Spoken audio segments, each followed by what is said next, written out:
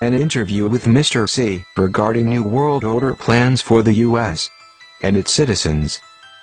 Mr. C is a former inspector for the Joint Chiefs of Staff and the Department of Defense, with 31 years of federal service in the military, 9 with the Department of Defense, including 2 years with the Air Staff. He's a holder of the Bronze Star, the Purple Heart, the Defense Meritorious Service Medal, 3 awards of the Joint Service Medal. He is now speaking out to warn the American people. There are over 180 concentration camps, quietly modified facilities which have sprung up and continue to spring up across the country, seemingly devoid of activity, yet requiring strange accoutrements such as barbed wire topped fencing, with the tops turned inward, and helicopter windsocks. Most have good logistical support ability, with major highways and railroad transport facilities adjacent to the sites. These facilities, many in remote areas across our country, are set up to become concentration detention camps, complete with gas chambers for resistors and dissidents. Generally speaking, they're set up for dissenters who will not go along with the New World Order. The resistors are gun owners who refuse to give up their weapons. The dissidents are Christians, patriots and constitutionalists. These camps are set up. I have seen many of them. The boxcar gas chambers. The boxcar gas chamber building fence is marked with special red-blue zone signs. This corresponds to the mission of the red-blue lists under martial law. This will become a death camp. They're only going to handle Category 1 and 2 red and blue people there. This boxcar facility will be used for execution. One of the barns is large enough to put 4 boxcars into. There are powered vents on the top of the barn to vent the gas out of the building after the boxcars have been fumigated. All of the buildings have newly installed 6-inch gas pipes and furnaces installed in all railroad barns. FEMA has allocated $6 million to make the walls and roofs of the buildings airtight.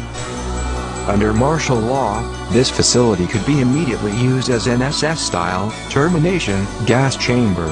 On January 27, 1995, the Indianapolis News ran an article titled, "Amtrak Lays Off 212 at Beech Grove. 170 Lose Jobs at Maintenance Center Today. Why perform $6 million worth of renovations, and then lay off 212 people? Because the people doing the final executions will not be Americans. Thus, the slots of the 212 will be filled with non-Americans. They'll hire foreigners for this capo task. The repairing of private trains is a dead giveaway to death cars. Late last year, Congress ordered Amtrak to spend at least $5.9 million patching holes in the roof and fixing masonry on the walls of a giant machine sheds at Beech Grove.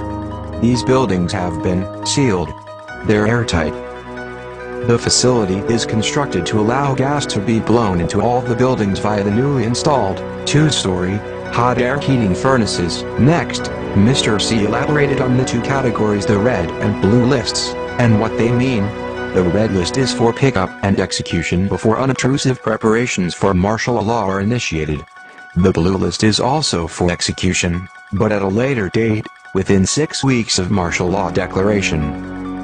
There are no re-education plans for either category, just execution.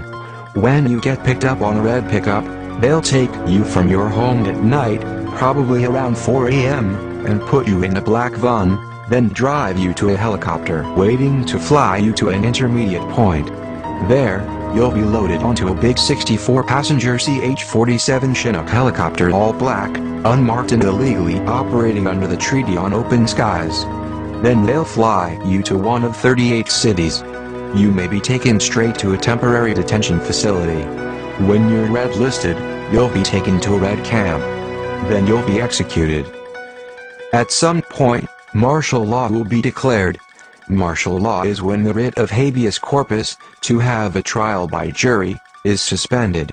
I understand this has already been done without martial law. Instead of going to the judge, you go straight to jail for a limited time. I suspect there will be a major outage, or some other crisis which will be the reason to declare martial law. At this point, the blue-listed people will be picked up at that time. The country will be regionalized into 10 regions, which are already designated by FEMA. Be advised that it has been proven that the black choppers have state-of-the-art radio, RF, frequency wideband jammers, and can jam cell phones and CBS while they're executing black operations missions, i.e., in your area. This means that your cell phone could be jammed just before and or during any action against you. In June, an FBI agent got hold of the Region 3 Blue List from a CIA agent and found his own name on it, and those of several others he knew in Virginia. The Regional Blue List stated that the names on the Blue List would be picked up within 6 weeks of the actual martial law declaration. This parallels the Nazi Red Blue List policy almost to the letter. People say it won't work. But it will work if the 300,000 Soviet troops which are already here can get the guns. The name of the game is to blackball the people to get the guns, make the militia look bad, make guns look bad, make everybody give up their guns. Once they get your gun, they've got you, unless you have the angel of the Lord at your door. If you have the angel of the Lord out there protecting you, it's another story. The ones doing all of this are operating out of the highest places in the federal government. They're cooperating with spirit guides and mediums and using astrology and numerology. The spirit guides are nothing else than demons, and they are telling them what to do, and the entire thing is being orchestrated at the highest spiritual levels by Satan himself. Every base has been covered. They've thought of everything. If you notice, they often do things on the 13th of the month. Clinton does a lot of things on the 13th. Who will be doing the actual picking up? Foreign cops. United Nations Internal Security Forces. Over 30 foreign military bases under the United Nations flag are already set up in the U.S., all with the approval of special appointees in high federal positions. These bases are already manned with over 1 million troops from Russia, Poland, Germany, Belgium, Turkey, Great Britain, Nicaragua, and Asian countries. Why are they here? Because unlike our own troops, many of which along with the Guard and Reserve of 24 states are being deployed overseas, will have no qualms about firing on U.S. citizens when the time comes. There are more than 2,000 Russian tanks, military trucks and chemical warfare vehicles just outside Gulfport, Mississippi. This is going on all over the country. German troops are known to be at Holloman Air Force Base in New Mexico, Wright-Patterson Air Force Base in Ohio, and Fort Hood, Texas. Chinese troops are known to be at the Long Beach Naval Station in California. There's not going to be some future event when the invading troops are going to show up. They're already here. When martial law is implemented, these foreign UN troops will be policing our country, carrying out the plans of the New World Order. In Beech Grove, some research on the so-called furnaces and the AGA gas. The so-called furnaces are exhaust fans.